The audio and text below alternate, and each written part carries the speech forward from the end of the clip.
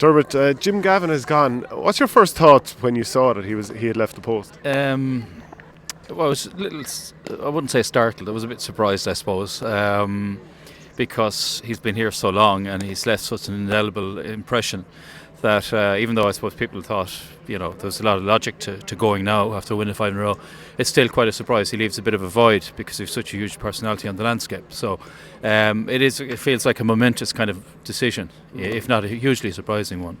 And do you kind of feel like this is something whereby Dublin always seem to have everything planned, everything in order, that it's fine, that things will just roll on and the success will continue? Yeah, well, I'd say that even though most of the world only found out yesterday, I'd say obviously the important people knew a little bit in advance of that, and they're already planning the successor, and the wheels are in train. A lot of the structures are in place, a lot of the culture is in place, and the ethos and all those sort of things which he was which characterised his management and all that. So I'm not saying that it'll be an easy, straightforward transition, but the next guy's walking into it's kind of a first world problem, I would say. Yeah, because I feel like the right man taking this on, it will be absolutely fine. But if they pick the wrong man, it doesn't matter how good a lot of it is. Like if the wrong man at the top, that can kind of spoil the message throughout, and things can go south. Yeah, and I suppose when you had such a successful personality there for such a length of time, and he's been so much part of that success, any kind of change seems a little bit surreal, I guess, and particularly for a number of the players who are used to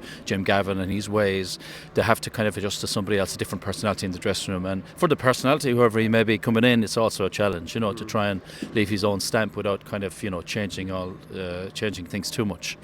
Probably not the most enjoyable man to interview over the years. If you told him something was black, he'd tell you it was white. He obviously wasn't giving anything much away, but by God, it was tough going at times. Yeah, well, I didn't have much personal experience of that, because the type of work I kind of tend not to have to interview Jim Gavin too much. But yeah, of course, that was his reputation for being succinct, I suppose, with these thoughts and comments and all that. I think there's just a sort of different person behind that altogether, and a different, I don't know, maybe he didn't need to be as earnest all the time. I don't think he necessarily had to be. I think he could have been a bit more relaxed just publicly. But look, it's not. I guess that wasn't all that important to certainly to Dublin supporters or to anybody. That was his way and his modus operandi.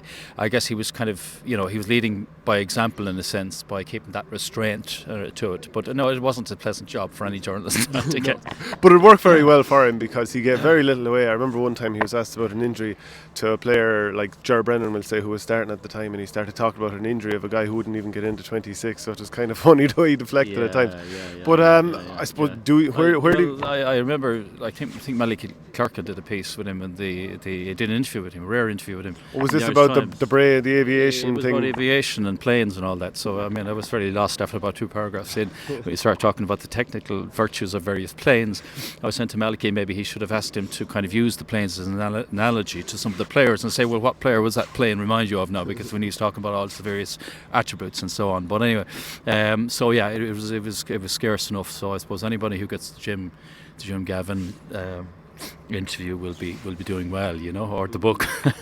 Where does he come in terms of best managers of the lot? That's always where this conversation goes, and I'm not above it either. So is he the greatest of all time, or is Micko Dwyer still up there?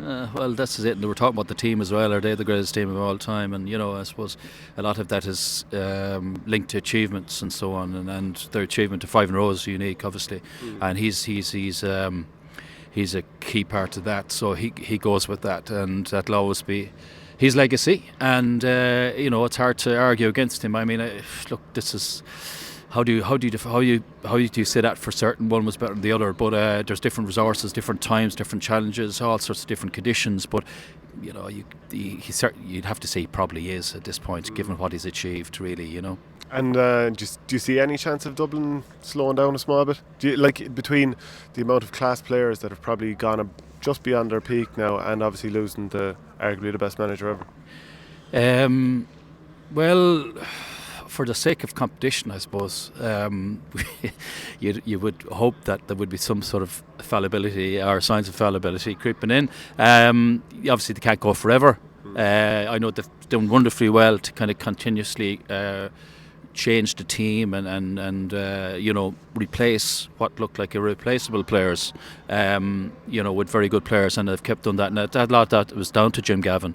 I think they won't go forever, and but they have a system in place now which is going to guarantee high level performance, no matter what.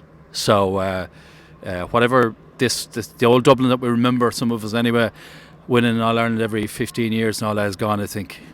Yeah, for sure. Thanks very much, Dermot. Okay, no problem.